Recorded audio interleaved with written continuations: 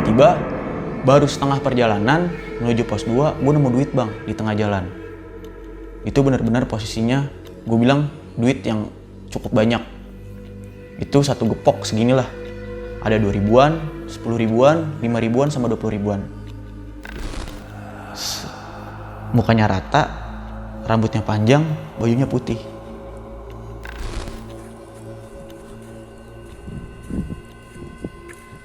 Hati-hati ya di jalan.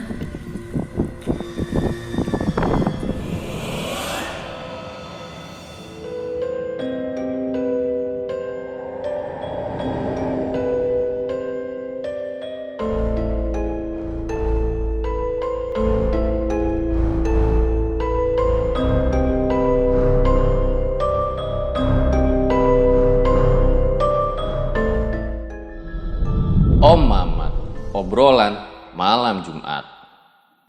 Kembali lagi bersama gua Fajar Aditya. Kali ini di Om Mamat Season 2.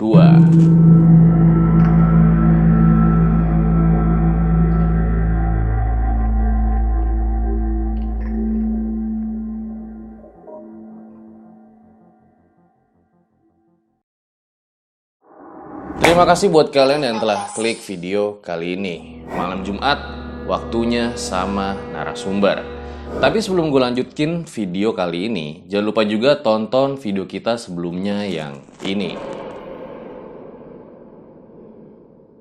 Selamat malam Mas Faiz. Selamat malam Mas Fajar. Mengalami kejadian horor saat mendaki Gunung Lawu, apa yang lo rasakan saat itu?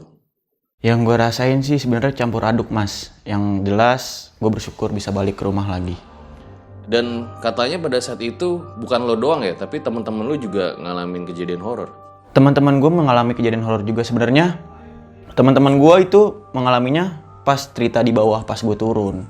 Pas apa yang gue rasain gue ceritain di bawah, dan kebetulan teman-teman gue merasakan apa yang seperti gue rasakan. Jadi intinya bukan lo doang lah ya. Bukan gue doang, betul. Sebelumnya apa lo pernah ngalamin kejadian horor lain saat mendaki di gunung? Sebelumnya pernah, cuman gue rasa nggak pernah sampai serem ini. Oke, ditahan dulu cerita lu mas. Sebelum gue lanjutkan video kali ini, jangan lupa dukung terus karya-karya RJ5 dengan cara subscribe, like, comment, share video ini sekarang juga. So, gue rasa langsung saja. Berikut adalah ceritanya.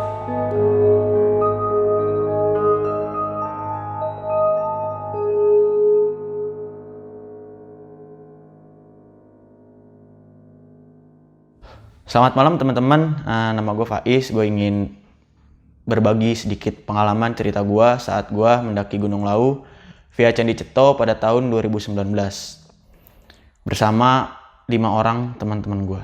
Itu cowok semua apa gimana temen lu? Untuk teman gue, kebetulan gue dari Jakarta 4 orang, ketemu sama teman gue, udah janjian dari Solo 1 orang bang, untuk melakukan pendakian Lawu via Candi Ceto. Jadi berenam tuh cowok semua? Berenam cowok semua. Namanya siapa aja boleh disebutin? Untuk yang dari teman gue ada yang namanya Ujang, Bayu, Danang, Lana, sama Mas Dias. Dan ke-6 termasuk gue. Awal mula pendakian, gue dari Jakarta sama teman-teman gue berempat. Ketemu sama satu orang teman gue di Solo. Kebetulan dia adalah tuan rumah yang mengundang gue untuk mengajak naik Gunung Lawu. Akhirnya dari Jakarta gue mutusin buat berangkat ke Solo. Ketika nyampe di Solo, gue ketemu sama teman gue. Kita lepas kangen segala macem. Kita langsung dibawa ke rumahnya. Singkat cerita, setelah gue ketemu sama teman gue, Mas Dias yang dari Solo, keesokan harinya gue memulai pendakian gue. Start gue jam 10 pagi untuk pendakian.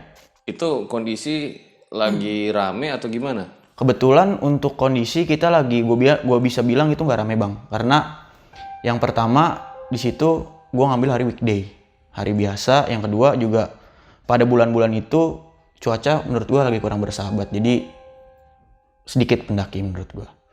Gue sampai base camp Candi Ceto, setelah itu gue ngurus surat izin masuk kawasan konservasi. Udah tuh gue mulai trekking jam 10 pagi dari base camp Candi Ceto. 15 menit jalan dari base camp, gue nemu bang, namanya itu Candi Ketek. Pas di Candi Ketek, gue ngerasain ada hal yang menurut gue yang tadi nggak gue rasain di bawah. Tiba-tiba itu tas gue berat. Dalam artian berat tuh, gue packing, tapi ini nggak seberat packingan gue yang tadi. Itu bener-bener keringet gue tuh kayak mandi. Gue sampai dibilang sama teman gue, sama Bayu, temen lu mandi ya? Gue bilang, ya emang gue kayak gini kalau lagi nge-track, cuman gue rasa tas gue sampai nggak seberat ini. Cuman Mas Dias tiba-tiba natap gue, dia senyum, udah yuk kita jalan lagi.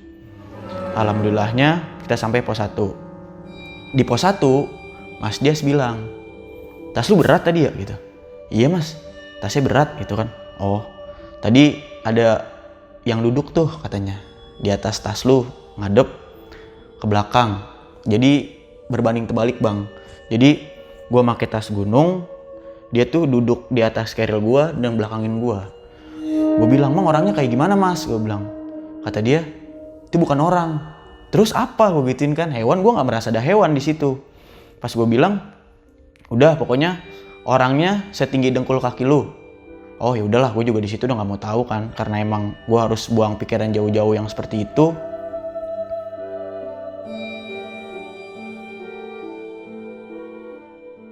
Mas Dias itu emang bisa ngelihat atau gimana? Kalau Mas Dias itu jadi dia tuh salah satu teman gue bang, yang tinggal di daerah kaki Gunung Lawu bang. Jadi tuh dari rumahnya ke base camp Candi Cito cuman sekitar setengah jam. Kebetulan dialah porter, selama pendakian dia porter gue di Gunung Lawu tuh dia. Terus kisar jam setengah 12 gue memulai pendakian gue lagi dari pos 1 menuju pos 2. Tiba-tiba baru setengah perjalanan menuju pos 2 gue nemu duit bang di tengah jalan. Itu benar-benar posisinya gue bilang duit yang cukup banyak. Itu satu gepok segini lah. Ada 2 ribuan, 10 ribuan, 5 ribuan, sama 20 ribuan. Itu benar-benar terbundel rapih dan berada di tengah jalan. Mau diambil sama teman gue namanya Lana. Udah dipegang sama dia duitnya. Mas Dias bilang, udah nak, balikin lagi duitnya ke posisi semula. Kita nggak boleh ngambil yang bukan hak kita. Oke. Itu duitnya masih bersih gitu kayak baru? Bener-bener baru mas. Karena duitnya masih terbundel rapih. Bener-bener kayak uang kayak kita keluar dari bank gitu, berjajar rapih kayak gitu. Ada 2 ribuan, 5 ribuan, 10 ribuan, 20 banyak ribuan. Ya? Banyak. Itu berada di tengah-tengah pos, di tengah-tengah jalur pendakian. Dan di hari itu, gue cuman ketemu satu kelompok pas nge-trek.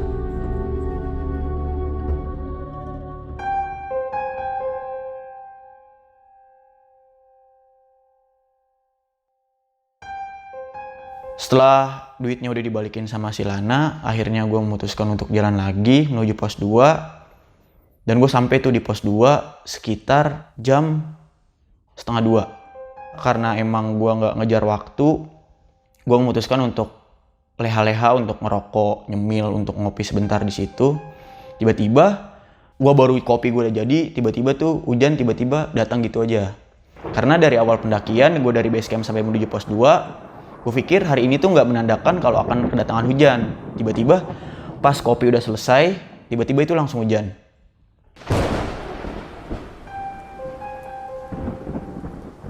Setelah itu, pas gue menentukan hujan, gue berunding di situ sama teman-teman gue.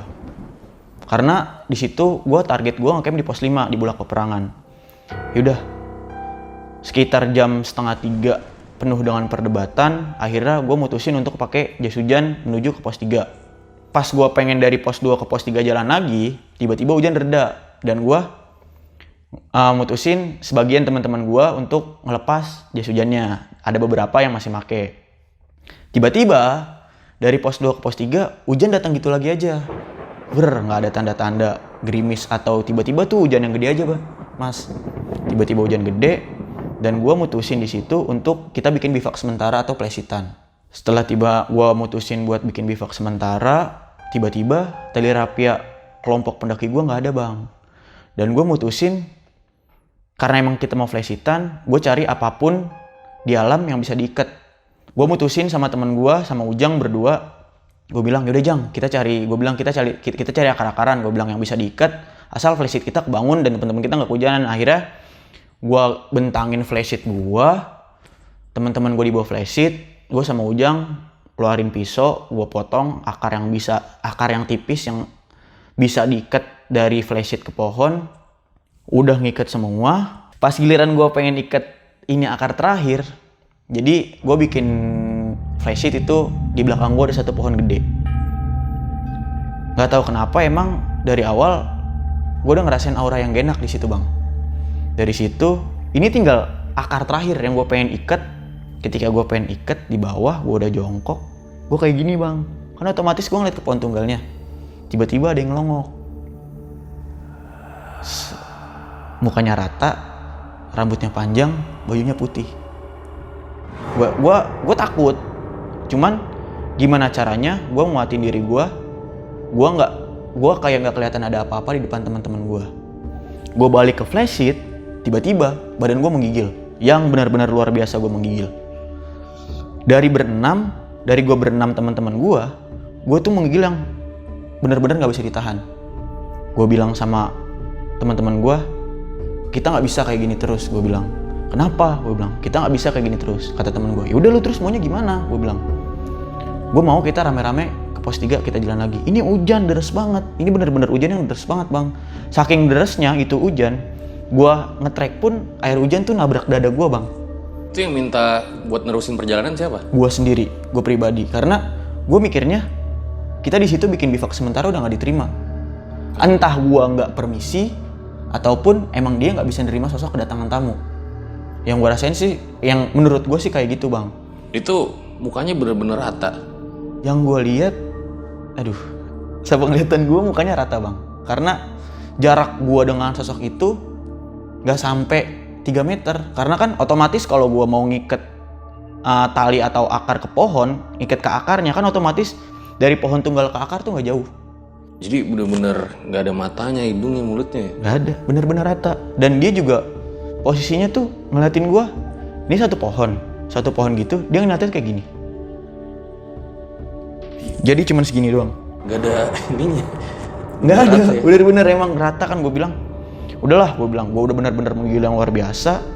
Teman-teman gue di situ tetap kekeh, kelompok gue kita flysheetan dulu. Akhirnya gue nengok ke Ujang karena menurut gue Ujang salah satu rekan pendaki gue yang udah sering tahu fisik, tahu gue gimana. Gue bilang sama Ujang, kita nggak bisa gini terus, Jang. Gue bilang, gue mau jalan. Kok mau jalan? Gue bilang, gue mau jalan, Jang. Gue nggak mau tahu, pokoknya kita harus jalan. Kalau pakai secara logik bang, secara logika, gue baru bikin flysheet baru jadi bang, nggak ada 10 menit. Gue minta hancurin buat jalan lagi karena gue mikir kita udah nggak diterima di situ. Makanya jelas lah pada nolak lah ya. Ya. Udah gitu hujannya deras parah. Hujannya bener-bener deras. Akhirnya setelah dengan penuh perdebatan pertikaian, jalah gue mutusin buat ngelipat flysheet gue lagi. Kita pakai jas hujan lagi.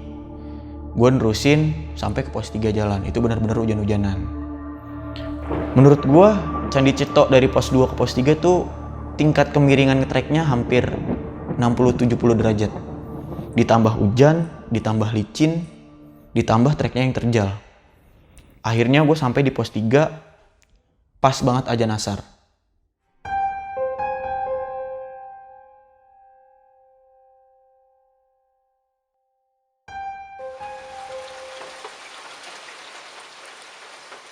Akhirnya pas sampai pos 3 itu ada shelter. Shelter tuh kayak semacam bilik atau gubuk kayak gitu. Gue masuk ke situ untuk neduh. Ini kita gimana? Gue bilang, kita mau camp di pos 3 atau kita lanjut ke pos 5. Sedangkan kalau kita lanjut ke pos 5, posisi udah jam 3:30. Sedangkan tadi lu orang semua dengar kalau kita tidak dianjurkan lewat pos 4 dalam keadaan gelap. Siapa yang nganjurin? Kebetulan pas gue ngurus surat simaksi, gue briefing sama orang situ. Orang base campnya. Orang base campnya tidak menganjurkan lewat pos 4 pada malam hari. Ataupun menjelang malam. Pokoknya dia tidak dianjurkan kalau udah gelap itu udah nggak boleh, tidak dianjurkan lewat situ. Gue sepakat sama kelompok pendaki gue, sama teman-teman gue berenam untuk bangun tenda di pos 3. Setelah gue bangun tenda, gue makan segala macem, gue isi perut, hujan berhenti. Akhirnya malam hari gue ngutusin buat keluar tenda untuk ngopi-ngopi sejenak sebelum gue tidur.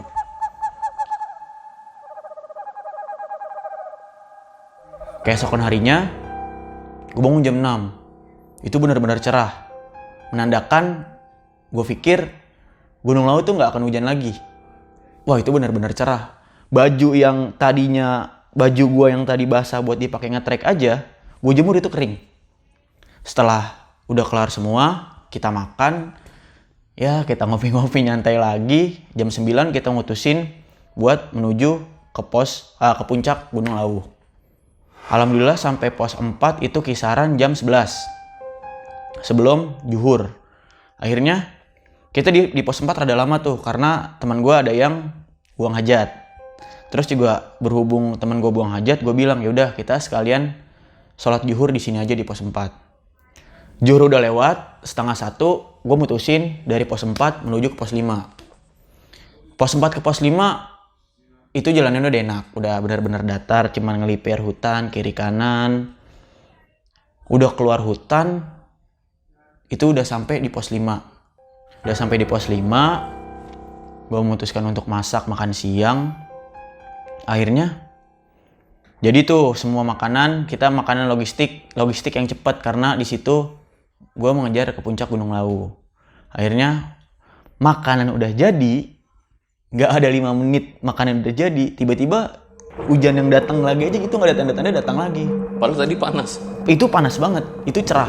Tadinya tuh yang kalau di pos 5 Gunung Lawu Via Candi Cito tuh benar-benar sabana kebuka luas, itu cerah banget. Tiba-tiba hujan datang nggak ada tanda-tanda, saking dia nggak ada tanda-tandanya, makanan gua yang gua pengen makan itu kehujanan. Akhirnya udah tuh, itu benar-benar hujan deras, hujannya benar-benar deras. Akhirnya gua flashitan berdua di luar sama Ujang tuh. Gua bilang sama Ujang, Jang, gua bilang, kita nggak bisa gini terus, gua bilang. Yes, kita nggak bisa gini terus. Yaudah, kita mesti gimana nih? Yaudah, akhirnya di situ gue brief sama temen gue di situ memecah kelompok pendaki gue, Bang. Gue, Ujang sama Danang itu memutuskan untuk menuju pos 6 duluan karena gue mikirnya kalau cuaca kayak gini kita harus posisi nenda. Apalagi di situ pukul menunjukkan udah hampir sore lah. Karena di situ gue mikir kalau emang gue terusin gue lewat pos 6, gue ngeri ketemu di Pasar Dieng atau Pasar Setan itu gelap.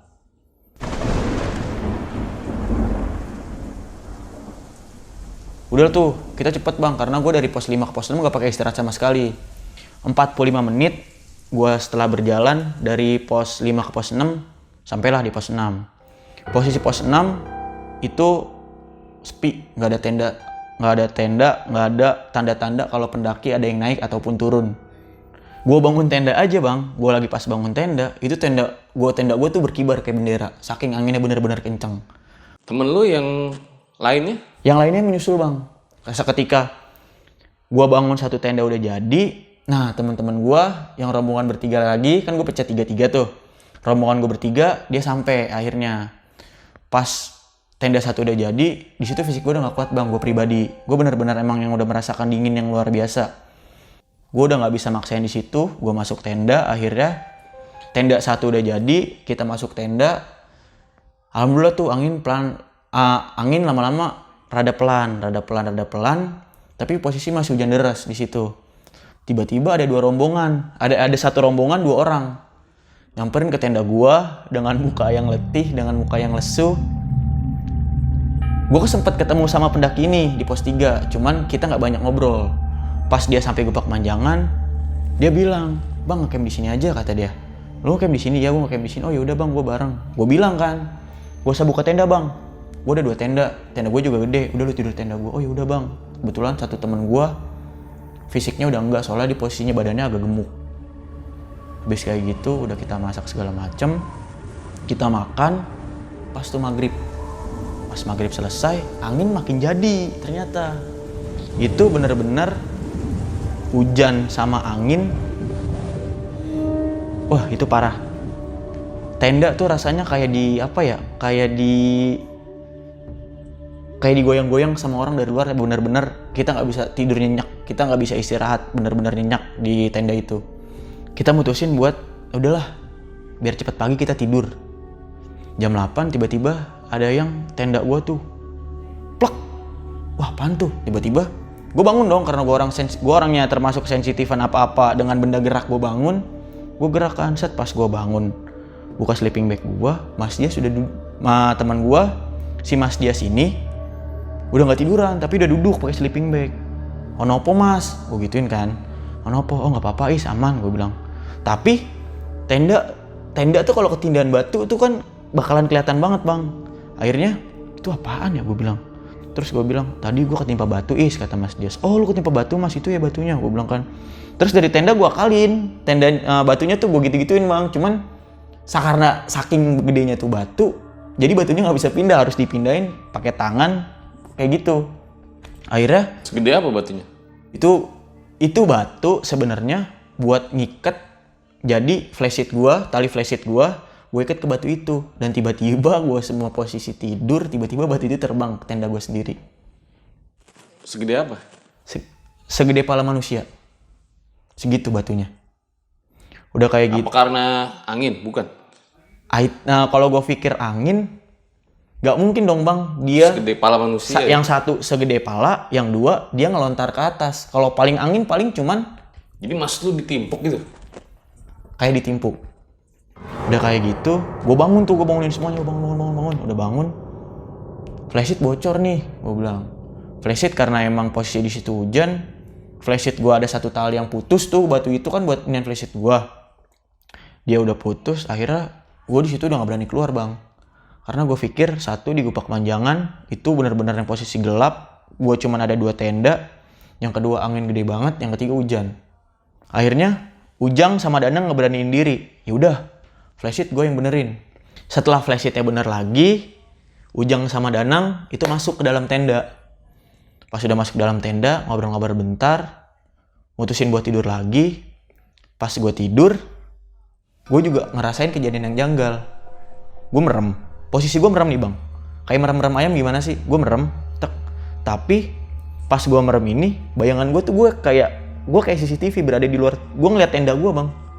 Pas gue merem, gue ngeliat, gue kok udah di luar. Gue bilang kan, dalam hati gue kok udah di luar. Gue bilang kan, ada sesosok perempuan sama anak kecil lagi ngeliatin 2 tenda gue. Merinding. Saking apa ya, gue nggak percaya bang. Ini apaan sih? Gue bilang kan, namanya masih merem ayam, gue melek kan. Ya gue istighfar, gue baca-baca yang gue ada, gue merem lagi kayak gitu lagi. Pandangan gue merem, gue melek, gue merem, pandangan gue kayak gitu lagi. Tapi lu belum tidur kan? Itu masih merem ayam, kayak pengen penghantar tidur, antara pengen dari merem ke nyenyak. Gue rasa, aduh ini apa? Gue bilang ini apa? Akhirnya Sosok yang lu lihat kayak gimana? jadi posisi 2 tenda gue kayak gini, ada perempuan sama anak kecil lagi ngeliatin tenda gue, dan posisinya Perempuannya tuh kayak gimana? sesosok perempuannya rambutnya panjang, gue nggak bisa ngeliat mukanya karena pandangan gue ngeliatnya dari atas. Dia lagi nenteng anak kecil, ngeliatin bener-bener lurus ke tenda gue. Gue bangunin tuh temen gue, woi, bilang bangun temenin gue bentar. Apa? Gue bilang, udah bangunin gue bilang. Gue ngobrol, gue ngerokok, ya gue di situ sambil istighfar. Gue kebetulan belum sholat isya, gue sholat isya sebentar di situ. Gue putusin buat tidur lagi, dan alhamdulillahnya gue tidur.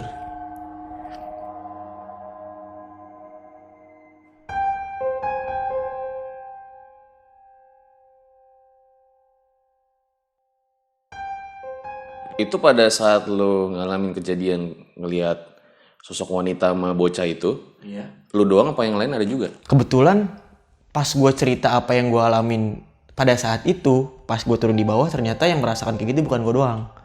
Bayu yang satu tenda sama gue merasakan seperti kayak gitu juga bang. Ngalamin kayak yang lu alami? Ngalamin juga, gue bilang kan sama Bayu, emang lu ngalaminnya kayak gimana? Gue bilang, cewek, iya kata dia. Anak kecil, iya gue bilang. Terus lurus dari tenda kita, iya, seperti sudah sama kayak gue. Itu dia ngomong sendiri. Gue bilang ciri-cirinya apa yang gue alamin, gue ceritain ke dia sama. Dan dia yang ngiyain. Pagi tiba, udah tuh di Gupak Manjangan, angin benar-benar masih kenceng sepanjang malam sampai pagi itu kenceng banget, benar-benar angin. Sampai akhirnya gue mutusin buat bongkar tenda gue itu jam 7 pagi. Sarapan pun juga udah jadi. Gue mutusin buat sarapan. Pas gue pengen jalan, ketemu sama 3 orang lewat depan tenda gue. Dia mau bilang mau ke puncak Lawu. Oh ya udah, dia lewat. Setelah kita makan, packing kelar, gue jalan lagi tuh.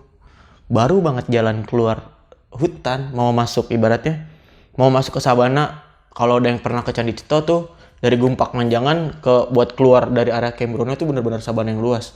Baru juga keluar, kabut hilang, angin hilang. Kabut hilang, angin hilang. Gue benar-benar ngeliat ini lagi, savana yang benar-benar, wah ini keren banget. Ini benar-benar, kok tadi kita tidur, gue bertanya-tanya dalam diri gue.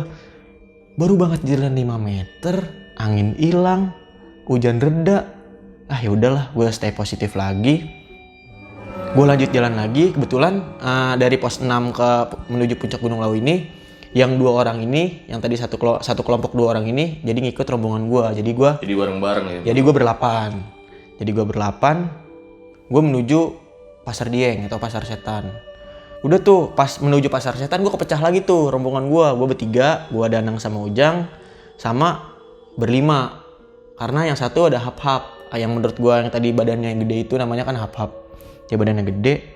Karena bukannya gue nggak mau ngikutin dia, toh gue juga akan nungguin dia. Ini cuman kayak gue cuman ngecek jalur. Nanti jalur pendakian kayak gimana. Pas gue sampai di Pasar Dieng itu kisaran jam 9 sampai Pasar Dieng. Gue nggak mau masuk Pasar Dieng dulu. Gue bertiga sama Ujang sama Danang nungguin rombongan yang berlima sampai. Akhirnya sampai, sebelum masuk Pasar Dieng kita ya selabut lagi, hahi lagi, have fun lagi. Udah tuh baru banget masuk, tiba-tiba kabut lagi. Jarak pandang bisa gue bilang cuman 2 meter. Bener-bener kabut yang bener-bener tebel. Akhirnya pas nyampe baru masuk Pasar Dieng, gue berunding sama bertujuh ini. Kita mesti gimana? Gue bilang. Ujang bilang, ya udah, lu paling depan, semuanya kita tentuin berurutan, terus kita nge-track pegangan tangan. Itu dibayangin aja bang, gue di posisi terakhir, di baris ke depan gue 2 orang aja, gue cuma dengar suara, nggak tahu bentuknya kayak gimana, dia ngomong apa, karena benar-benar jarak pandang meminimalisir.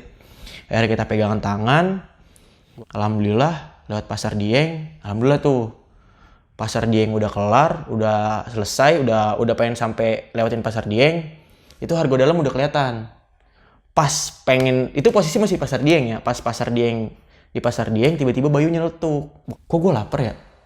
Padahal kan etisnya, kalau secara logik pikiran, di Gumpak Manjangan kita makan, sarapan. Itu belum nemu siang, Bayu nyeletuk lapar. Gue semua ngerasakan lapar bang. Gue nggak tahu itu halu doang atau kayak gimana, tapi di situ bener-bener gue ngerasain.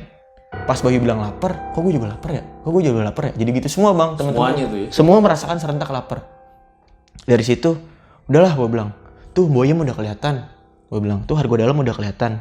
Udahlah kita di Boyem dulu, gue bilang kan. Kita menuju ke Boyem. Dah, sampai Boyem, kita makan bang, namanya sego pecel. Untuk di kalangan pendaki menurut gue, sego pecel ini udah terkenal lah. Udah, kita foto-foto, ngopi ngeteh di Boyem kan. Karena kita kebanyakan hahihi sih menurut gue, kebanyakan nyantainya. Kita terbuai, tiba-tiba sore, jam asar 3:30. Kan lu banyak Hai ngopi, kita bercengkrama satu sama lain, ketemu pendaki kan, karena dari Boyem itu persimpangan jalur, dari Cemoro Kandang ketemu, dari Cemoro Sewu ketemu. Kebetulan di situ banyak pendaki kan. Udah tuh jam 3:30 kita ngerundingin lagi. Biasanya kan kita ngejar sunset ya. Sunset, gue bilang, kita sunsetan gak? Udahlah, besok aja pagi, kita semalam lagi di sini. Lu yakin? Gue bilang sama rombongan gue tuh, gue discuss lagi, lu yakin? Mau nambah 1 malam lagi, sedangkan di surat izin masuk konfirmasi kita cuma 3 hari 2 malam. Kalau kita semalam lagi, berarti kita 4 hari 3 malam. Bilang, yaudah gak apa-apa, kata Mas Dias. Yang penting kita gak kenapa-napa, kan yang penting kitanya dulu. Bukan kita sampai bawah jam berapa. Kebetulan di situ juga udah pada down semua. Akhirnya gue mutusin buat tidur di Boyem.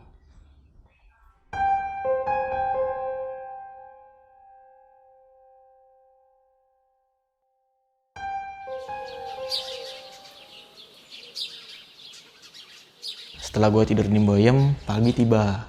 Sekitar jam 5:30, gue memutuskan untuk summit attack. dari Boyem ke Summit Attack tuh ke puncak Gunung Lawu menurut gue sebentar, kisaran setengah jam, apalagi kita nggak bawa apa-apa, perut juga udah benar-benar sarapan udah keisi.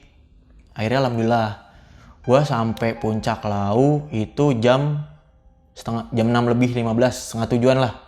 Akhirnya kita foto-foto lagi, kita ngopi lagi, kita ngeteh lagi, kita nyemil lagi, kita hahaha lagi. Akhirnya jam 8 gue memutuskan untuk turun dari puncak ke Boyem. Akhirnya sampai Boyem, gue pamit akhirnya sama Boyem karena keril gue kan udah terjejer rapih di dalam Boyem. Gue keluarin, gue pamit sama Boyem.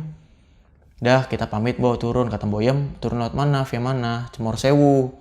Tadi naik dari mana? Candi Ceto. Oh lintas, ya karena gue lintas bang. Terus gue turun Cemoro Sewu. Di situ persediaan air gue udah menipis.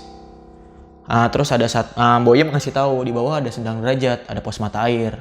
Sebelum turun, kata Boyem baiknya buat minum isi dulu di Sendang Derajat. Bilang oh yaudah. Cuman bilang Boyem hati-hati. Oh yaudah. 15 menit turun lewat Cemoro Sewu ketemu tuh dari Boyem, ketemu namanya Sendang Derajat. Itu pos mata air. Akhirnya gue ngeluarin botol-botol kosong pendakian gue buat gue penuhin lagi dong. Udah dapat semua, kita masukin ke tas, kita jalan. Dari Sendang Derajat aman tuh. Set pas 15 menit tiba-tiba gue lagi jalan. Gue paling belakang, 7 orang temen gue di depan gue. Tiba-tiba tuh semua nengok ke belakang bang, gue lagi nge-record. Karena ada bisikan. Bukan bisikan, bisikan sih gue bilang. Bukan suara bisikan, ada yang bilang hati-hati di jalan. Tapi suara anak kecil. Gimana yang lo denger? Pokoknya yang gue denger tuh cuman gini, pas gue lagi nge-record HP. Hati-hati ya di jalan, suara anak kecil. Dan semua dari rombongan pertama itu sepeda jauh. Sampai yang ke-6 itu nengok semua rata ke gue. Karena di situ hari terakhir dan gue pengen turun, menurut mental gue juga udah keasah dengan hal-hal seperti itu. Gue bilang udah cuek, kita turun sampai itu ada rekaman itu? Itu ada recordnya bang. Itu bukti recordnya gue masih ada. Nanti ditampilin ya? Boleh.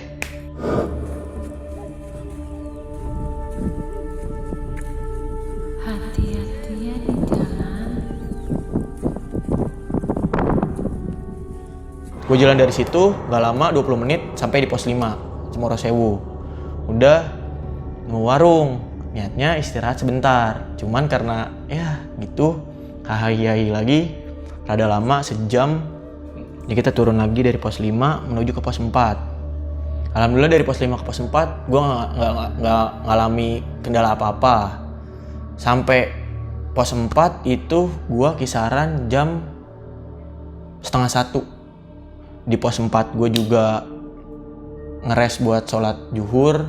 Udah tuh jalan lagi rame-rame. Tiba-tiba nih gue nemu kejadian lagi bang. Tiba-tiba di tengah jalan gue nemu rokok sama korek hijau di tengah jalan. Padahal pas hari itu yang turun baru rombongan gue doang. Karena dari Boyem kan kalau mau turun Cemoro Sewu juga pasti banyak dong yang mau turun, dan di situ gue doang yang turun. Rokoknya itu masih kebungkus rapi atau udah Itu kebuka? masih kebungkus rapi di tengah jalur pendakian, sebelahnya tuh korek warna hijau. Jadi belum dibuka sama sekali? Belum dibuka sama sekali. Tadinya tuh rokok mau disep sama hap-hap. Mas saya isep ya, jangan dibalikin. Mau disep sama hap-hap. Oh ini juga kita, kebetulan pas turun gue juga udah kekurangan rokok kan, udah habis rokok. Mau disep sama hap-hap. Mas Dias ngomel, balikin, kata Mas Dias. Udah dibalikin. Tiba-tiba dari pos 4 ke pos 3 yang habis nemu rokok itu, hap-hap, gak ada 10 menit mau ngisep rokok, kakinya tergelincir. Gak bisa jalan, itu kakinya tuh bengkak. Akhirnya di situ gue juga pusing, gimana, gue juga mental udah semua capek.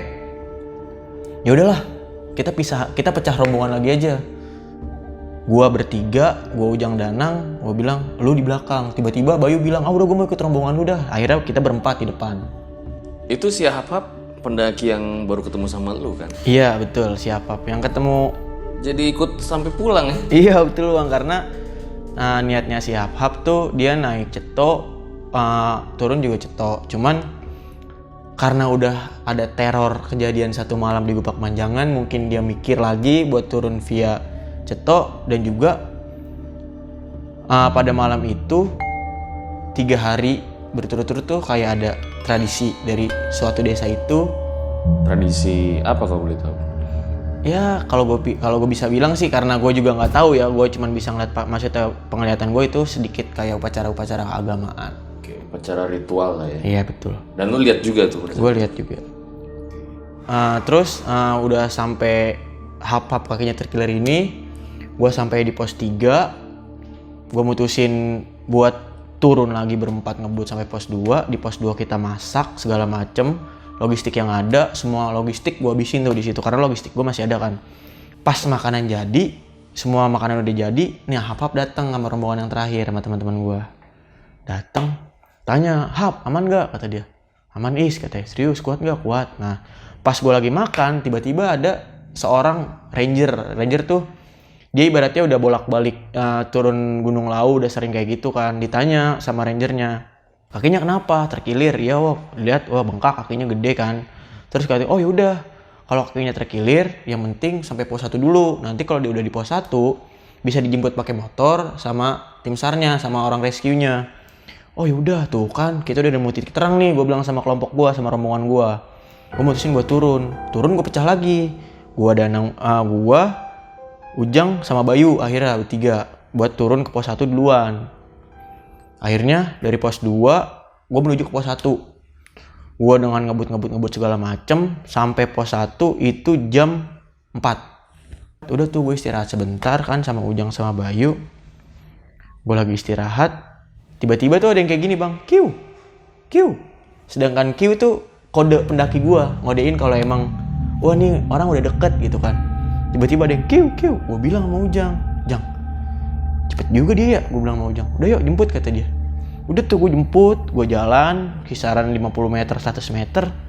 Kok gak ada yang Q lagi, Jang? Gue bilang kan sama Ujang, "Nggak, dia gak ada yang Q lagi, Jang." Gue bilang kan, udah kita duduk dulu, ngeres dulu di sini, kayaknya ada yang gak beres nih, gue bilang kan. Gue ngerokok lagi, nemu 2 orang tuh pendaki. "Bang," tanya, "tahu pendaki yang kakinya terkilir nggak? Yang 5 orang di belakang." "Oh ada Bang, di belakang masih jauh." "Lah serius Bang?" "Iya." Gue bilang dong ke Ujang, "Tadi siapa yang kiwin kita ya?" Gue bilang kan. Gue di situ sama Ujang langsung tatap-tatapan, langsung ketawa-ketawa aja. Udahlah kita turun. Tiba-tiba pas gue pengen turun ada suara peliwitan.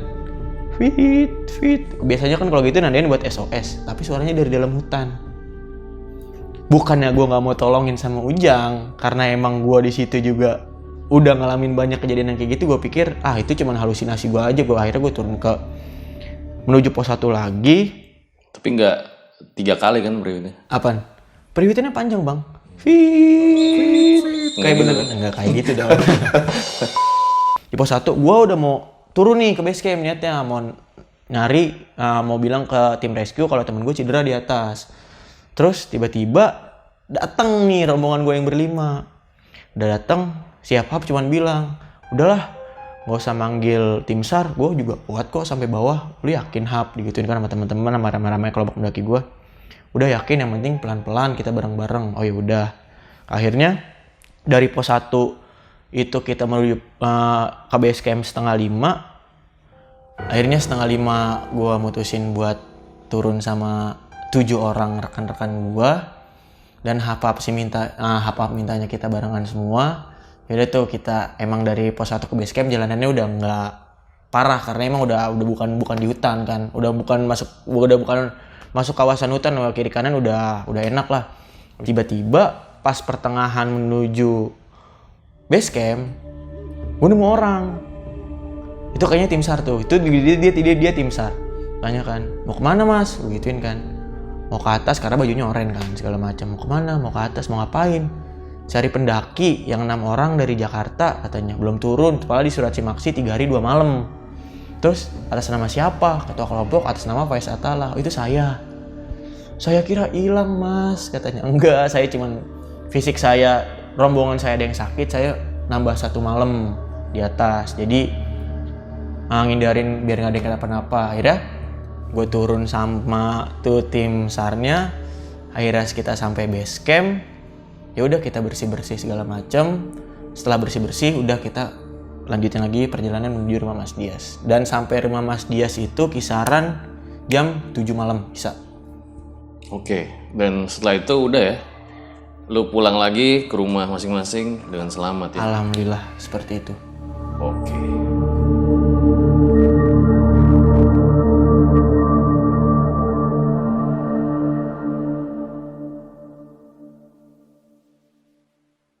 Itu dia guys, sebuah kisah yang sangat luar biasa sekali dari Faiz ya, dimana banyak pelajaran yang bisa kita ambil dari pengalaman Bro Faiz ini. Sebelum gue akhiri, ada beberapa pertanyaan nih yang pengen gue tanyain sama lu. Lu kan sama temen lu ngalamin beberapa kejadian horor ya? Iya betul. Itu lo ngerasa gak sih ada yang ngelakuin kesalahan yang seharusnya nggak dilakuin saat pendakian itu? Yang gue pikir mungkin dari cara kita ngomong bang di gunung. Karena kadang kan kita sebagai manusia kan kalau bercanda suka kelewatan, suka hilaf. Kadang gue berpikir kadang tuh yang bikin kejadian seperti itu tuh kejadian-kejadian kecil kayak gitu bang. Kayak kita bercanda kelewatan, terus harus ada nggak harus ngeluarin kata-kata yang harus nggak dikeluarkan di gunung. Karena menurut gue kalau kita main ke gunung ya kita sama aja kayak tamu ke rumah orang. Jadi semua apapun etika itu harus dijaga. Paling itu aja ya, nggak ada yang lain ya. Dan tadi kan lu sempet bilang ada semacam ritual ya? Iya betul. Boleh lo jelasin dikit aja nggak sih ritualnya itu kayak gimana? Jadi tuh sebenarnya jadi ada satu desa di kaki Gunung Lawu yang melakukan ritual tuh kayak seperti upacara-upacara keagamaan bang. Jadi tuh